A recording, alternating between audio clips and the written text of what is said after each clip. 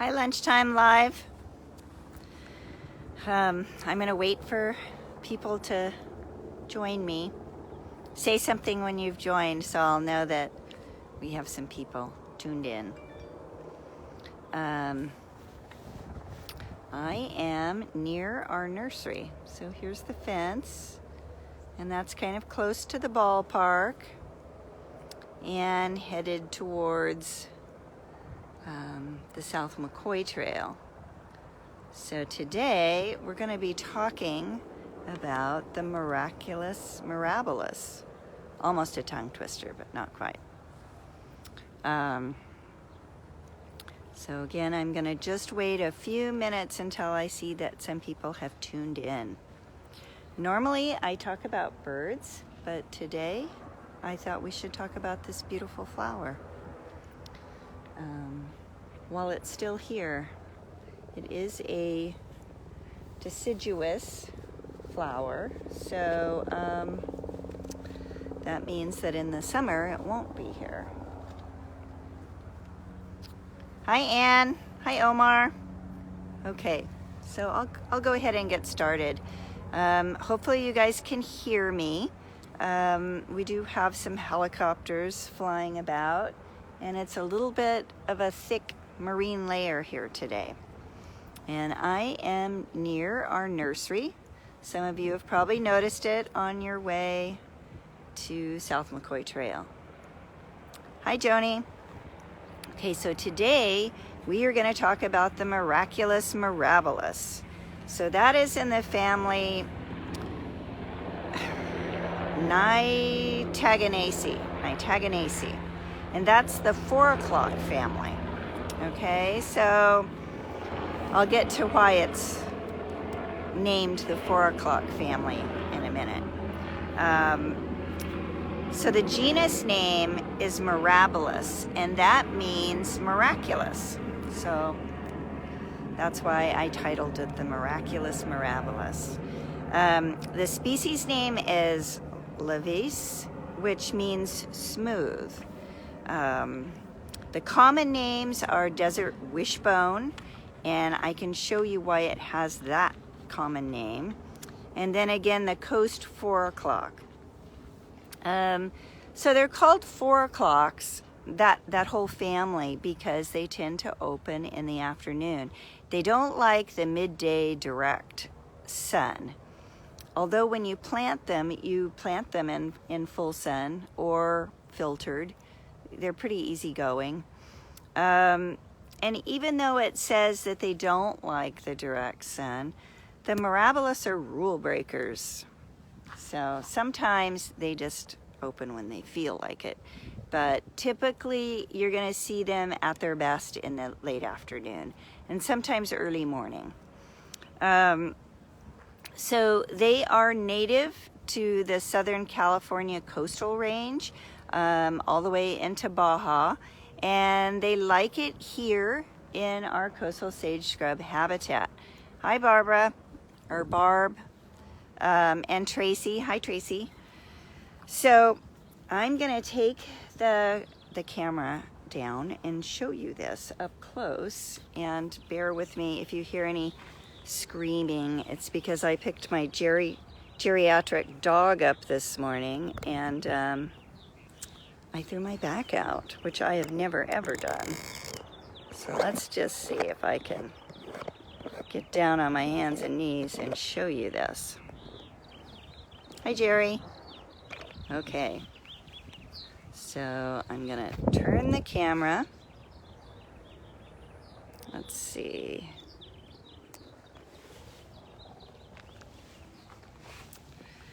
Okay, so you can see that it is kind of a low, it's the purple one, right? So it's kind of a low bush, maybe 1 to 3 feet tall, and it's kind of has the form that it would be called spreading, and it looks a little bit matted, right? It's got kind of a matted spreading form. And if you plant it near other plants, I'm just going to show you that it will sort of climb up a little bit as well. Can you see it on the wall there? So it will kind of climb up through other plants.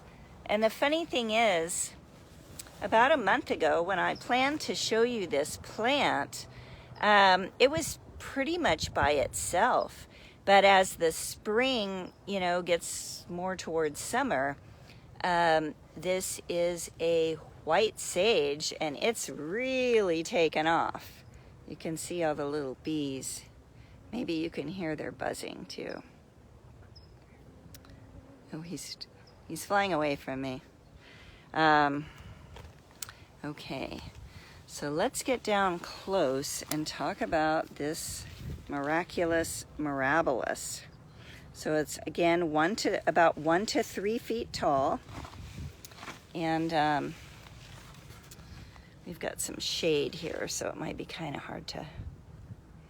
There's the flower. Okay, and let's talk about the branches and the stems first. If you look in here, you can see how woody the base of the stem is. But as you get to the tips, it's reddish in color and it's kind of flimsy and delicate. So the stem changes from woody to delicate, and you can see it's mini branched, and the stems are kind of both trailing and ascending up through the plant, through other plants. So let's show you also why it's called a desert wishbone. Now this is more apparent in the summer since it's deciduous and drops its leaves. You can see the mini wishbone, the V shape. See the V shape of the stems? So you can see that throughout the plant better when it's deciduous. Let's talk about the leaves. So this is a strange thing. The leaves, some of them are heart-shaped, right? And then you'll see others that are, let's see, more oval. You know, they're just an oval leaf. So some are oval and some are heart-shaped. And in the plant world, when you talk about heart-shaped, it's called cordate, C-O-R-D-A-T-E. So this cordate and oval leaves. And even though it's part of its name, the species name is lavis, which means smooth, it's not completely free of hair. Maybe the flower is, but the leaves themselves have tiny hairs, and if you feel the back of the leaf, it feels like sandpaper.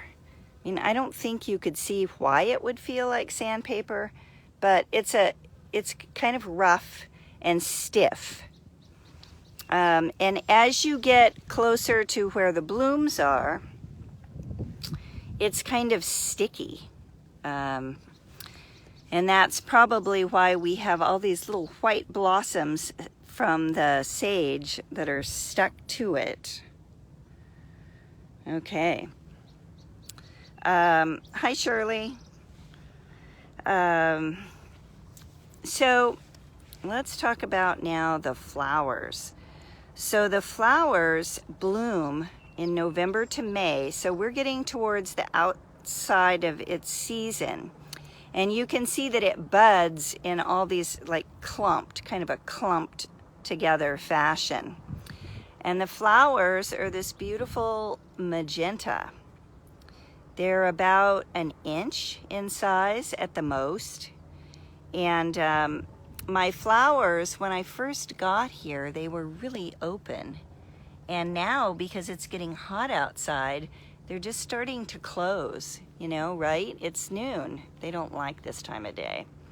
They'll pop back out around 4 o'clock. So the shape of this flower, let me just pick one to show you. Okay, so you might think it has 10 petals if you were to look close, but it really doesn't have petals. That is one of the defining features of the 4 o'clocks. What it has is sepals. And the sepals, it has 5 of them, and they're kind of have a split in half, which makes it look like 10. But it's really 5 colored sepals with 2 parts apiece. And inside it has yellow stamens that reach all the way outside of the flower. And at the base of these flowers, I think you can probably see that, boy, they are really closing. Maybe here's one that looks pretty open. They unite into a tube.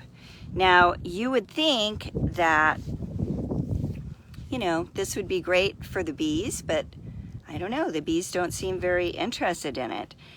These are pollinated primarily at night. So night flying insects are mostly what pollinates these.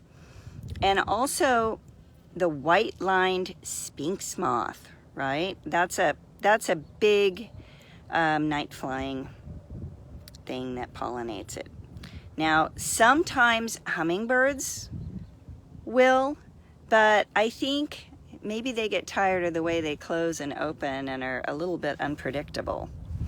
So I think I promised to show you a couple of things that were great to plant in your yard.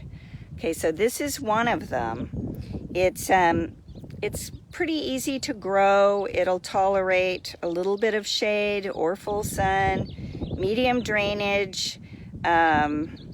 It'll tolerate, you know, a lot of the native habitat plants don't like much water, which is why we like them, because we are always in the middle of a drought here in California.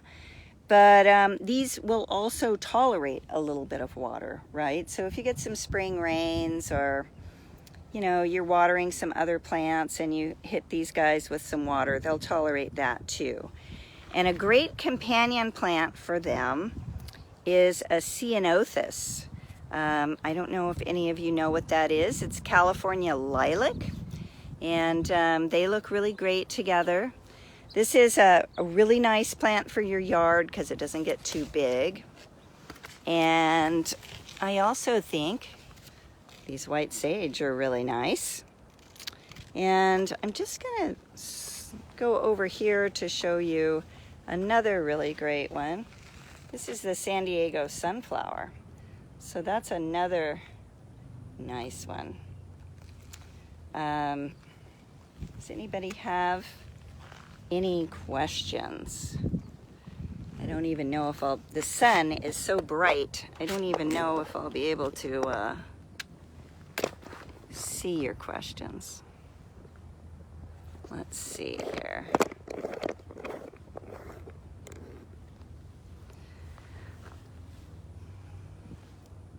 I see, oh, somebody's saying a big hello to me. Hi, Shirley from East County. Yeah, the sun is really bright on my camera screen. Post your questions if you have them. You know, go ahead and put them in the message, and we'll get back to you about them. But the Miraculous Mirabilis, it's a nice one for your yard. I have it in mine. And stay tuned. Our next Lunchtime Live is going to be on scrub jays. And I have a lot of good stories about scrub jays because I have some in my yard nesting right now. And yeah, they're very smart because they're in the same family as the crows and the ravens. So stay tuned for that, and I'll see you next time.